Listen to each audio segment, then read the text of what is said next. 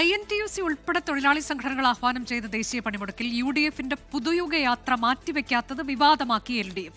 പ്രതിപക്ഷ നേതാവ് VD സതീശൻ നയിക്കുന്ന യാത്ര മാറ്റാത്തത് പണിമുടക്കിനെ അപമാനിക്കലെന്നാണ് ഇടതു നേതാക്കളുടെ വിമർശനം. എന്നാൽ ജാഥ പണിമുടക്കിന്റെ കൂടി ഭാഗം എന്നാണ് VD സതീശന്റെയും UDF നേതാക്കളുടെയും മറുപടി.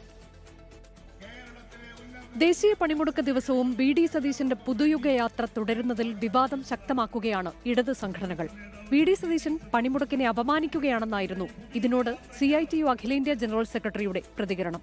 പണിമുടക്ക് വിജയിപ്പിക്കാൻ UDF കക്ഷികൾ ബാധ്യസ്ഥരാണെന്ന് എളമരം കരീം പറഞ്ഞു.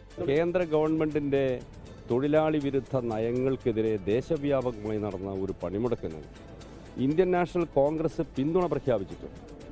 ആ പണിമുടക്ക് ദിവസം രാഷ്ട്രീയമായി UDF ഒരു ജാഥ പ്രതിപക്ഷ നേതാവിൻ്റെയും UDF നേതാക്കളുടെയും നേതൃത്വത്തിൽ നടക്കുന്നത് ഈ പണിമുടക്കിനെ അപമാനിക്കലാണ്. പ്രതിപക്ഷ നേതാവിനെ രൂക്ഷമായി വിമർശിച്ചായിരുന്നു CPIM സംസ്ഥാന സെക്രട്ടറി MV ഗോവിന്ദന്റെ പ്രതികരണം. INTUC പ്രസ്ഥാനത്തെ സതീശൻ ഛിന്നഭിന്നമാക്കുകയാണെന്ന് MV ഗോവിന്ദൻ.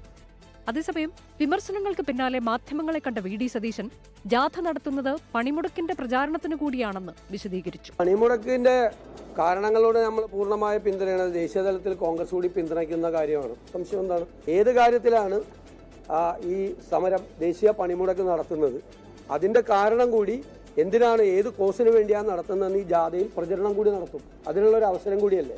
പുതുയുഗ യാത്ര നിർത്തിവെക്കാൻ INTUC പറഞ്ഞിട്ടില്ലെന്ന് MV ഗോവിന്ദന് മറുപടിയുമായി സംസ്ഥാന പ്രസിഡന്റ് R ചന്ദ്രശേഖരനും രംഗത്തെത്തി. അത് ഗോവിന്ദൻ മാസ്റ്ററുടെ അഭിപ്രായമാണ്. ഞങ്ങള് UDF-ന്റെ ജാഥ നിർത്തിവെക്കാൻ പറഞ്ഞിട്ടില്ല. UDF-ന്റെ ജാഥ സംസ്ഥാനത്തുടനീളം ഒരു ജാഥയാണ്. അത് ഒരിടത്ത് നിർത്തിവെച്ചാൽ ഷെഡ്യൂളെല്ലാം മാറും. കേന്ദ്ര നയങ്ങൾക്കെതിരെ തൊഴിലാളികൾ സംയുക്തമായി തെരുവിലിറങ്ങിയ ദിനത്തിലെ പ്രതിപക്ഷ നേതാവിന്റെ നിലപാട് വരും ദിവസങ്ങളിൽ ഭരണപക്ഷം UDF-നെതിരെ ആയുധമാക്കിയേക്കും.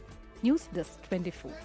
ലോകത്തെവിടെയായാലും ഏത് സമയത്തും 24 വാർത്തകളും ഓഗ്മെന്റഡ് റിയാലിറ്റി പാക്കേജുകളും എക്സ്പ്ലെയിനറുകളും വിശദമായി കാണാൻ ഞങ്ങളുടെ YouTube ചാനൽ നിങ്ങൾക്ക് സബ്സ്ക്രൈബ് ചെയ്യാം.